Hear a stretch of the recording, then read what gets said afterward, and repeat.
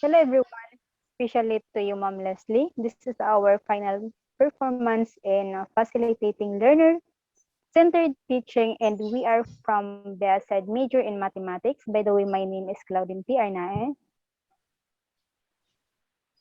I am Elena Cherkos. And also, I am Vilma Imbansag. So we are here to share our understanding and knowledge about this course. So let us start. Okay, Claudine, what have you learned in learning packet number 1? So in the learning packet number 1, we discuss about learner-centered theories of learning. So understand that the learner-centered, it is learning that approach on the learner. It means as a student or learner, we are responsible for learning, while our teacher also responsible to facilitate the learning to us. As a future teacher using these theories of learning, we can work easily using behaviorism, cognitive and social constructivism, social learning theory, experiential learning so that I can make student in the high creative and practical and also the multiple intelligence so that the student will show their intelligence in different ways. These theories of learning very challenging to understand each situation to develop on learning between teacher and students. Hello Elena, let me ask about what have you learned in learning packet number 2? So in the chapter 2, I've learned about adolescent, children, and adult learning. So the principles of cognitive development. So help us as a future educator to recognize what are the the types of learning purposes or the learning styles of the students. So young learners or the children learners, um, as a future teacher, so we need to be considerate and passionate because these learners are more on discoveries. So uh, more on experiment or experiences about to through socializing their family and learning different concepts by their own because these learners are curious of everything everything so um they want to touch, hold, and experience the things around them, especially on what they others taste or so and what also they see so in the surroundings. So while adolescent learners are more on self-centered disruptive. Hello Bilma, what have you learned from the lesson 3?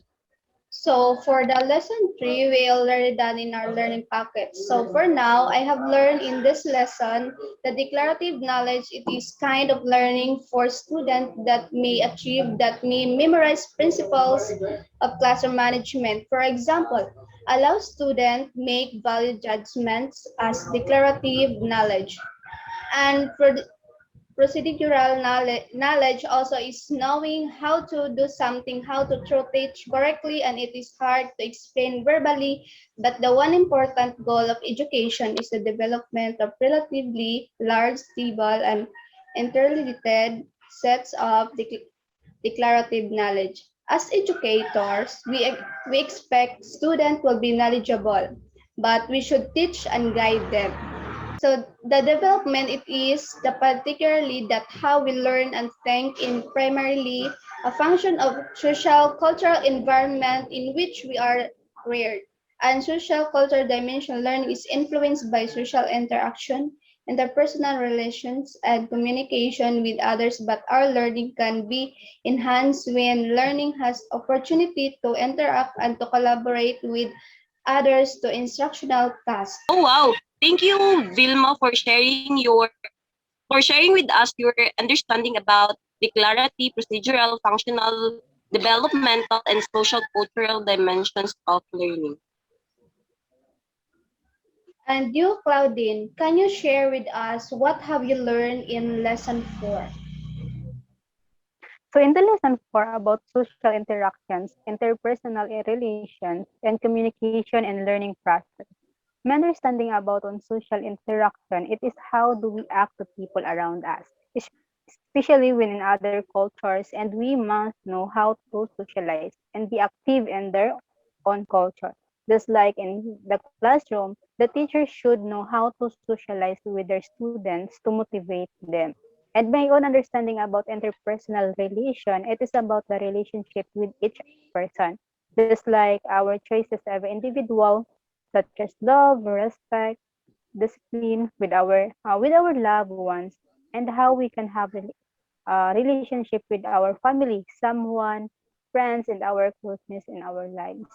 And what I understand about communication is how you communicate with others or how you share your own ideas, news, and information through your behavior and confidence to interact with others. And for me, the school is one that helps us to have social interaction, communication, and interpersonal interaction. Because of this, the teachers are not tired of teaching us proper behavior or manners. So I realized that teachers do everything they can to make us active in school, in our family and friends. And we also need to learn what they teach us. On social indicators, it helps us to have communication with classmates, just like cooperation. And here we can show great academic performance. And the teacher also contains our interest and supporting the feeling of competence. So not only the teachers or family should but also be a friendly between our teacher.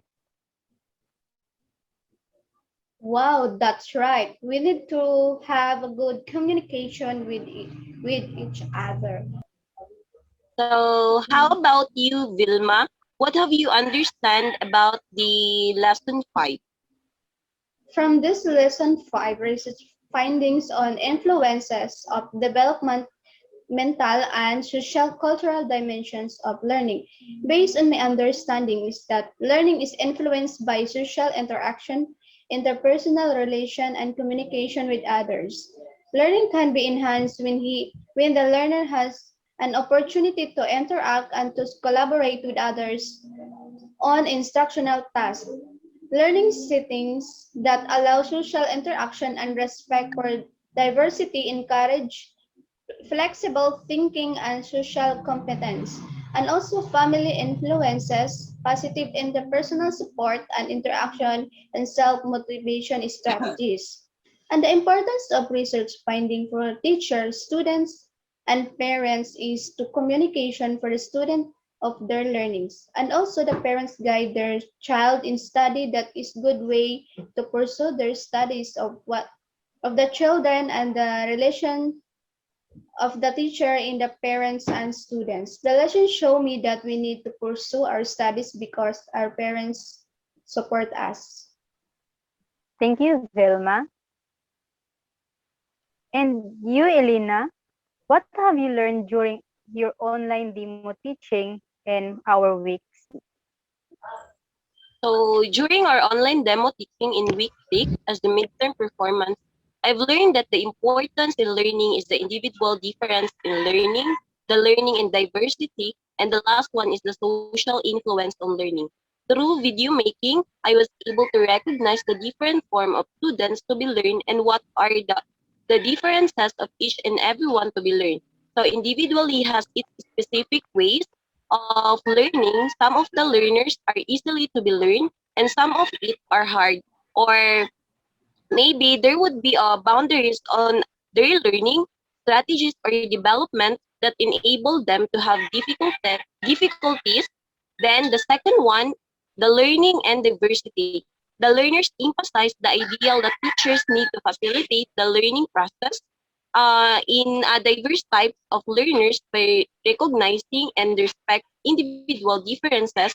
And the last one is the social influence in learning, so that the students may learn through socializing others, like making a group activity or performing their performance task by group that would help them to easily learn through collecting information, observing, and individually experience in socializing helps them to be learned individually and adapting new information that help them to be molded specifically and individually. Thank you, Elena. Thank you, Elena. So, Claudine, can you share with us in lesson 6? So In the lesson 6, we discuss about significance of developmental and sociocultural dimensions of learning and selecting strategies. I learned that this theory of intelligence and individual difference is children should have opportunity to learn through the activities, and it is also very important for the learners, especially to the teachers, so that they can aware what they are doing or what they should to do their perspective classroom. I learned that this intelligence is more on understanding, emotional, solving problem, and also to learn for own experiences. Lastly, I learned that this peer interactive instructional strategies is very helpful for the teachers and learners. Also, because it is one of the guidelines to improve our deeper learning and develop our skills through interaction. The peer interactive allow for the teachers to engage the students to be responsible for their learning education. Elena, what have you learned from the lesson 7 and the learning packet number 8? In the lesson 7, so which is the different learning styles that indicated how individual learners occupy their learnings through their specific strategies or preferences on what learning styles they are capable enough. So learning style and what styles that the learners approach that they would understand and learn because individual may occur different learning styles in a different ways that they think or they experience that would suit and help them to be learned in which studied that concrete versus perceivers in which learners may understand and be learn specific information through a direct experience and perceiver is the process of information through learners observations and analysis. And the second one is the active versus reflective processor. So in which learners active processor signifies the use of new information through their experiences, while the reflective processor generate new information through thinking and reflecting.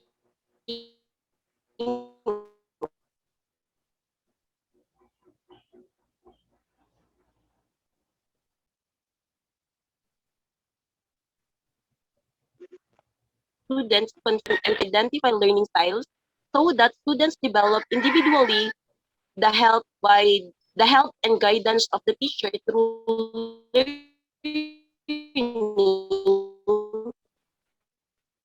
And lastly, it should have a better control of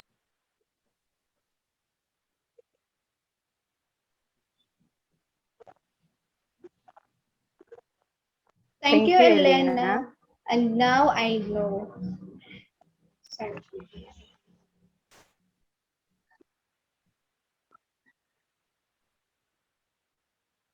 uh, last question.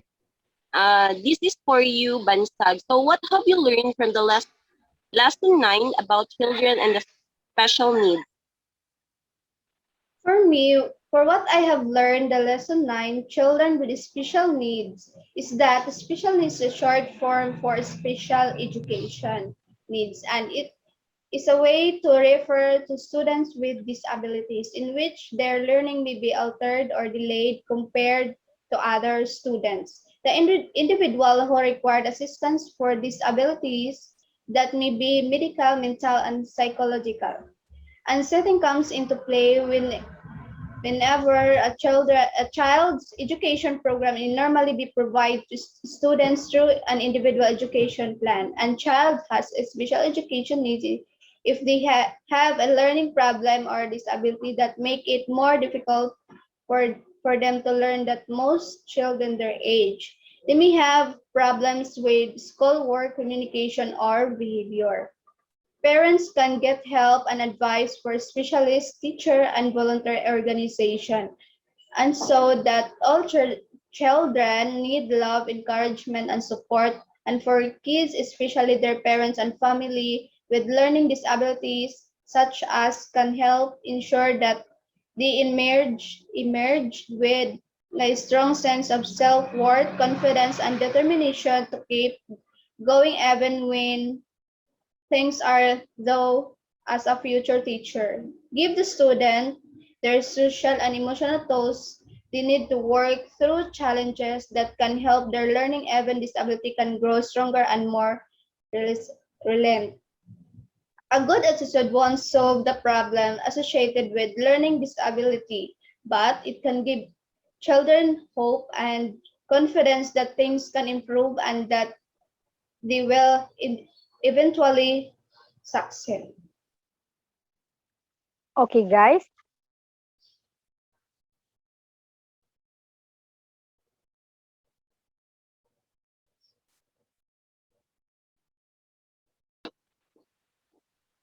Okay, guys. Thank you for sharing with our learning and thus facilitating learner-centered teaching. We hope and prayed that these individual learnings and realizations that we had in this subject help us to mold and develop us individually to achieve our mission in teaching students, not only on how they will learn, but also on how they will develop and achieve also their dreams in life. So as an educator, it is our responsibilities to sustain students' learning and development.